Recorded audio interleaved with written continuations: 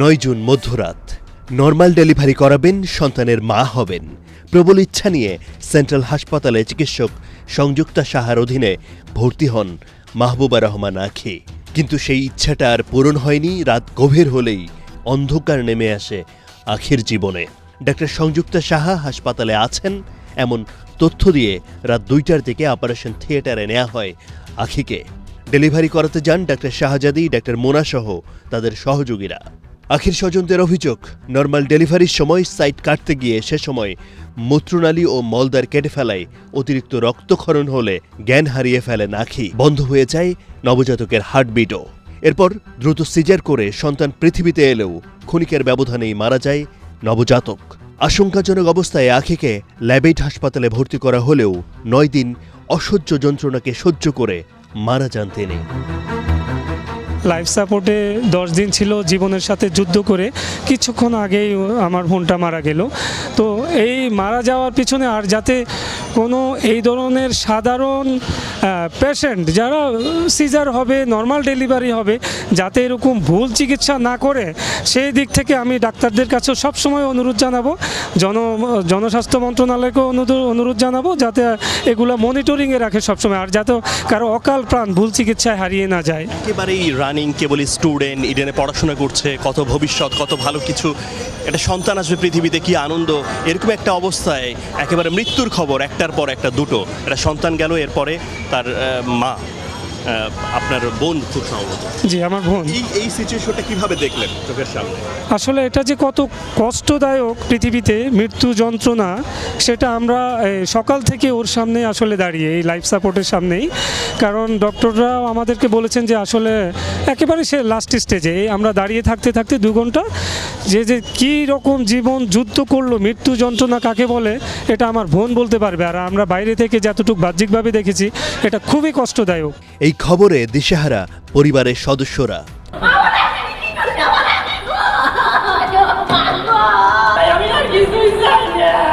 আমি হাসির হুকুম চাই, আমার সন্তান পৃথিবীতে নাই, আমি আগে আমার হাসির হুকুম চাই, আমি হাসির হুকুম চাই, আমি দেশের মানুষের কাছে হাসির হুকুম চাই, বিচারকের কাছে আমি হাসির হুকুম চাই, আমি হাসির হুকুম চাই, আমি আর কিছুই চাই। সেন্ট্রাল হাসপাতালের কার্যক্রম বন্ধ ও চিকিৎসক সংযুক্তা সাহার লাইসেন্স বাতিল সহ এ ঘটনায় জড়িতদের বিরুদ্ধে সর্বোচ্চ শাস্তির দাবি জানায় আঁখির সহপাঠীরা। সেন্ট্রাল হসপিটাল আমার সহপাঠীরাকে মাইরা ফেলছে, অথচ এখনো পর্যন্ত যে মহিলাটা দায়ী সংযুক্ত সাহার কোনো দেখা নাই। সংযুক্ত সাহার লাইসেন্সও বাতিল করা হয় নাই। ওই দিন ম্যানেজিং ডিরেক্টরের যে লোকটা ছিল, সেই লোকটা তো বলে নাই যে সংযুক্ত সাহা নাই, আপনারা ভর্তি হয়েন না।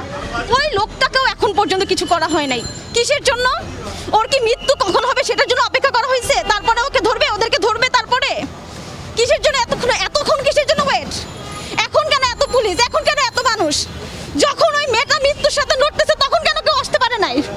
আমার সহপাঠীর কেন মৃত্যু হইলো? এই ফ্যামিলিটাকে কি ওরা ফিরিয়ে দিতে পারবে?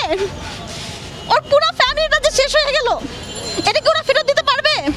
একটা ডাক্তার কি পরিমাণ কষাই বা ডাকাত হলে একজন ডাক্তার যে সিজার করতে গিয়ে একটা মেয়ের মূত্রনালী কেটে ফেলে, একটা মেয়ের মলদ্বার কেটে ফেলে, তার লিভার ক্ষতিগ্রস্ত করে, তার কিডনি ক্ষতিগ্রস্ত করে। আমরা ইতিমধ্যে মিডিয়ার কল্যাণে দেখেছি তাদের প্রত্যেকটা সেক্টরে, প্রত্যেকটা সেক্টরে অনিয়মে ভরপুর, সেখানে আইসিইউ থেকে শুরু করে সব জায়গায়। সুতরাং সেন্ট্রাল হসপিটালের লাইসেন্স বাতিল করতে হবে। এখন পর্যন্ত যার সবচেয়ে গাফিলতির কারণে ডাক্তার সংযুক্ত শাহ যে অপারেশন রুম থেকে লাইভ করে, ভিডিও করে, টিকটক করে, মানে রুগীদের কোনো প্রাইভেসি মেনটেন করে না, যার প্রতারণার কারণে হাজার হাজার শত শত নারী মা বোনরা অঙ্গহানি হচ্ছে, তাদের শরীর ক্ষতিগ্রস্ত হচ্ছে।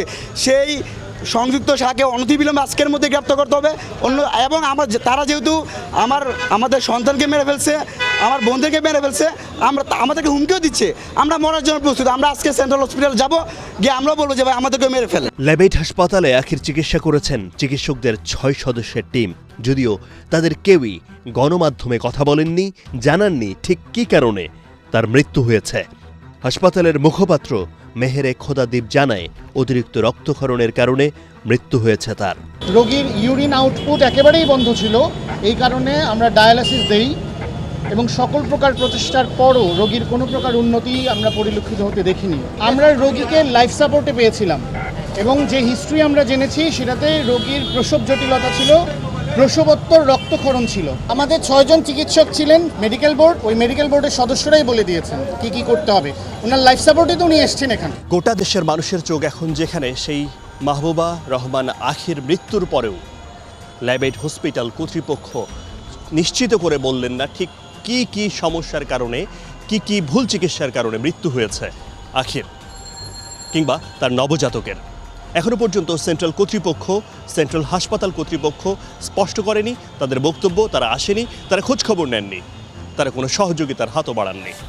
এখনো পর্যন্ত সংযুক্তা সাহা তিনিও কোনো যোগাযোগ করেননি, অথচ এই সংযুক্তা সাহার কাছে বেশ কয়েক মাস চিকিৎসাধীন ছিল কিংবা পরামর্শ নিচ্ছিলেন বিশেষজ্ঞ চিকিৎসকের, সেটাও তিনি করলেন না। তাহলে কিভাবে, কে দায় এড়াবে, কে এগিয়ে আসবে, কে এর তদারকি করবে? একই রকমের ঘটনা আর কতবার পুনরাবৃত্তি হবে? শুরু থেকেই এই ঘটনাটি কাভার করেন একটি বেসরকারি টেলিভিশনের সাংবাদিক জিনিয়া কবির সূচনা। খবরের আরও ভেতরে যেতে আমরা কথা বলি তার সঙ্গে। সংযুক্তা সাহার ওই অধীনে যে মেয়েটা চিকিৎসাধীন ছিল ইডেন কলেজে রাখি, তার খবর গত কয়েকদিন ধরে কাভার করছেন, তার স্বজনদের সাথে কথা বলেছেন। আপনার কাছে কি মনে হয়েছে? পুরো বিষয়টা আসলে ভুল চিকিৎসা এবং ভুল ব্যবস্থাপনা, হসপিটাল ব্যবস্থাপনা।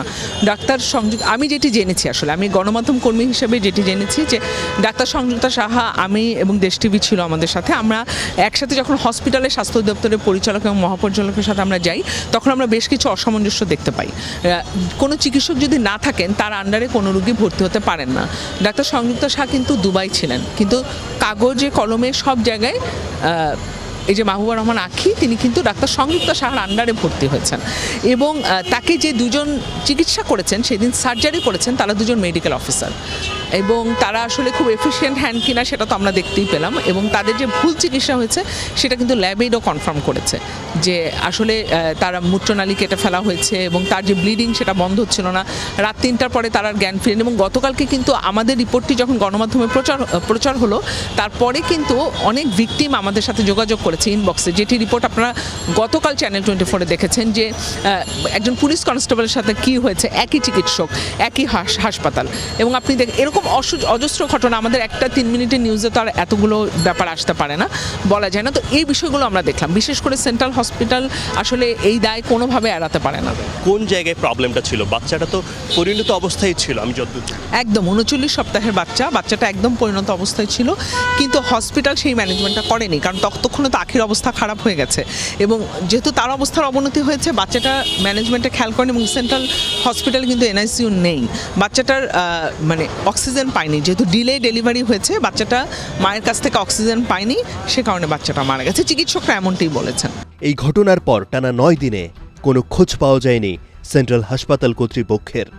14 জুন রাতে ধানমন্ডি থানায় ডক্টর শাহজাদি ও ডক্টর মুনা সহ 6 জনের নাম উল্লেখ এবং আরও 5-6 জনকে অজ্ঞাত আসামি করে অবহেলাজনিত মৃত্যুর অভিযোগ এনে মামলা করেন আখির স্বামী ইয়াকুব আলী।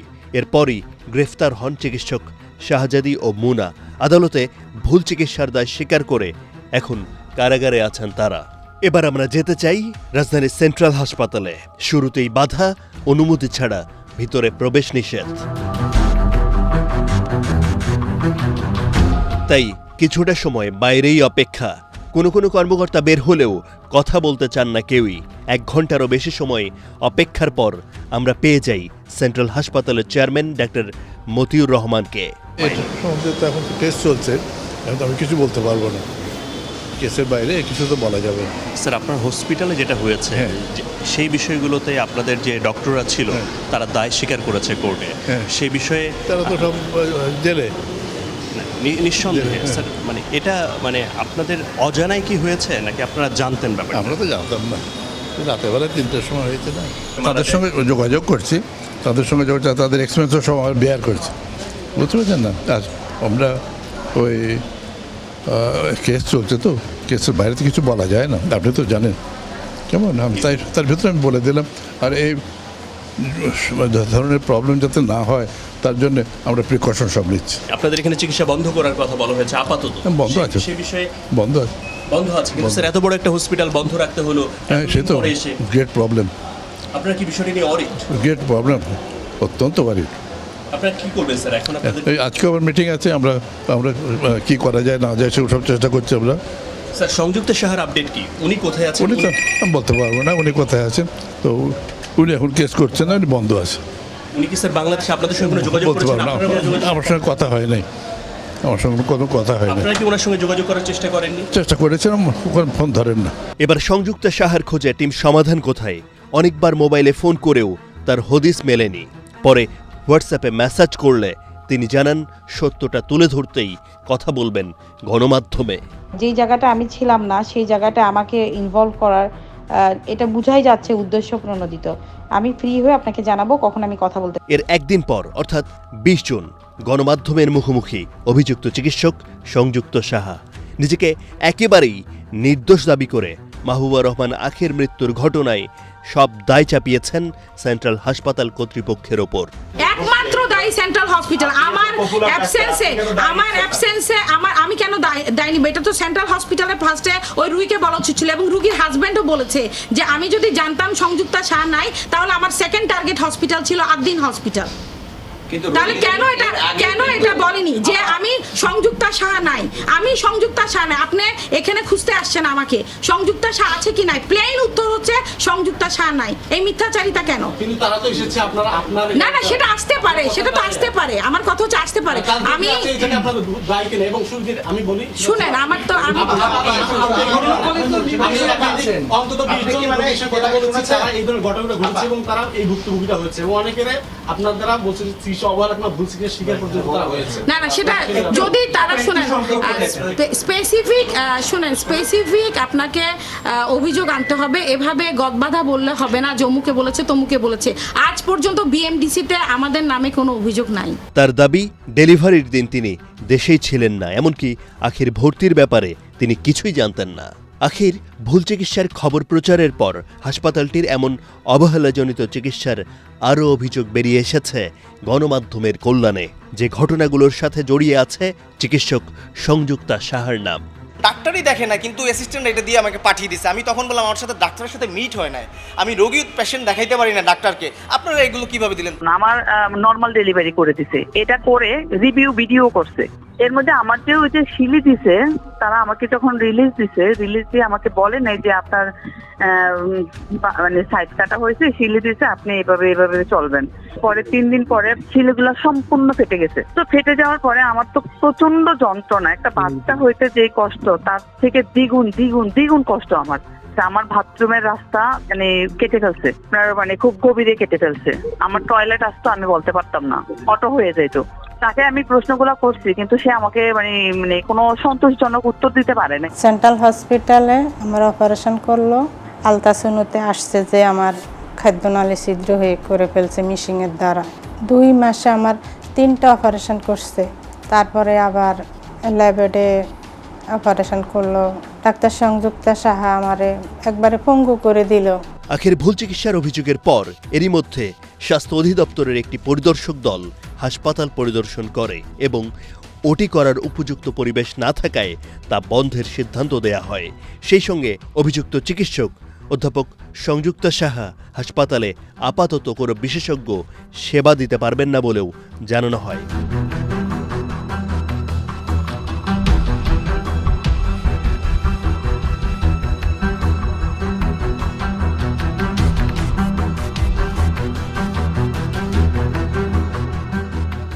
আমরা বিএমডিসির বিভিন্ন আইন ঘেঁটে আমরা এই মর্মে সিদ্ধান্ত গ্রহণ করেছি যে বিষয়টি আমরা বিএমডিসি সেন্ট্রাল এক্সিকিউটিভ কমিটি যেটা আছে সেই এক্সিকিউটিভ কমিটির দৃষ্টি আকর্ষণ করতে চাই। কারণ সেই এক্সিকিউটিভ কমিটি তাদের সুমোটো সক্ষমতা আছে, এই ধরনের কোনো ঘটনা ঘটলে সেই সকল বিষয়ে ওনারা বিস্তারিত সংগ্রহ করবেন, তথ্য সংগ্রহ করে সেটার ব্যাপারে আইনানুগ ব্যবস্থা গ্রহণ করা যায় শৃঙ্খলা কমিটির কাছে প্রেরণ করে। কারণ শৃঙ্খলা কমিটি সেই বিষয়ে সুমোটো কোনো কিছু করার সক্ষমতা রাখেন। ঘটনাটি চোখ এড়ায়নি স্বাস্থ্যমন্ত্রী জাহিদ মালিক জানিয়েছেন, অনিয়ম হলে ছাড় পাবে না কেউই, ব্যবস্থা নেওয়া হবে দেশের প্রচলিত আইন অনুযায়ী। সেন্ট্রাল হাসপাতালেও একই রকম নিয়মের আওতায় পড়ে। সেখানে যদি কোনো ডাক্তার অনিয়ম করে থাকে বা তার সাথে আরও যারা কাজ করেছেন তারা অনিয়ম করে থাকে, তাহলে তো আপনারা জানেন আমাদের দেশে যে আইনি ব্যবস্থা আছে সেটা প্রয়োগ করা হয়েছে এবং প্রয়োগ করা হবে। আমরা অন্যায়কে কখনোই প্রশ্রয় দিব না। একদিকে সংযুক্ত সাহা বলছেন হাসপাতালের দোষ, অন্যদিকে সেন্ট্রাল হাসপাতাল কর্তৃপক্ষ বলছে দায় এড়াতে পারে না চিকিৎসক সংযুক্তা সাহা। মাঝে হাসপাতালের প্রতারণা আর সংযুক্তার প্রচারণার বলি হলো দুটি প্রাণ। তাহলে প্রশ্ন থেকে যাচ্ছে দায়টা কার? আমরা এই জায়গাটায় লক্ষ্য করি যে মানসম্পন্ন পরিচালনা ব্যবস্থার অভাব রয়েছে। এক্ষেত্রে শুধু একটি না, সমস্ত হাসপাতালের ক্ষেত্রেই একটি স্ট্যান্ডার্ড অপারেটিং প্রসিডিউর বা মানসম্পন্ন পরিচালনা ব্যবস্থা থাকা দরকার এবং এই গাইডলাইনটি স্বাস্থ্য বিভাগের পক্ষ থেকে আসা উচিত। আমি এটিও মনে করি যে বাংলাদেশে 1982 যে অর্ডিন্যান্সের মধ্য দিয়ে এই বেসরকারি স্বাস্থ্যসেবা খাতের বিকাশ হয়েছে সেটি এখন কলেবরে অনেক বেড়ে গিয়েছে। একে নিয়ন্ত্রণ এবং বিকাশের জন্য একটি আলাদা অধিদপ্তর হওয়া উচিত এবং যাদের লোকবল এবং আইন দ্বারা তারা সামর্থ্যবান হবে এই পুরো বিষয়টাকে বিকশিত এবং নিয়ন্ত্রণ করার জন্য। সেন্ট্রাল হাসপাতালের ভুল চিকিৎসার পর নবজাতকের মৃত্যু, এর পরে মাহবুবা রহমান আখের মৃত্যুর যে ঘটনা ঘটেছে, তারপর রীতিমতো নড়ে চড়ে বসেছে সংবাদকর্মী, প্রশাসন। তৎপরতা চালানো হচ্ছে, আইনি প্রক্রিয়া নেওয়া হচ্ছে, চিকিৎসকের বিরুদ্ধে কিংবা হাসপাতাল কর্তৃপক্ষের বিরুদ্ধে ব্যবস্থা নেওয়া হচ্ছে। কিন্তু এমন ঘটনা কি দেশে একটি দুটি? এই প্রশ্ন করছেন ভুক্তভোগীরাই। কেননা এমন ঘটনার পুনরাবৃত্তি বারবারই হচ্ছে। কিন্তু প্রশাসনের এই ধরনের ঘটনা তৎপরতা যতটা দেখা যায় সেটা কিন্তু সবসময়ই এমনটা হয় না। তারা চান যে সবসময় যে কোনো হসপিটালে, যে কোনো জায়গায় প্রশাসনের এই নজরদারি আরও বেশি বাড়ানো উচিত। তা না হলে সাধারণ মানুষের এমন প্রাণ হারানোর ঘটনা বারবারই হবে। প্রিয় দর্শক, আপনার জেলা, এলাকা কিংবা আশপাশের নানা সমস্যা, অসঙ্গতির কথা আমাদের জানান। আমাদের জানাতে যোগাযোগ করুন পর্দায় দেখানো ঠিকানায় সমাধান.atnbangla@gmail.com অথবা ফোন করুন এই নম্বরে। পরিচালক সমাধান কোথায়, ফোন 017-1515-1776। আর হ্যাঁ, ভালো শুরুটা কিন্তু করতে হবে নিজেকে দিয়ে, তাহলেই বদলে যাবে আমাদের প্রিয় বাংলাদেশ।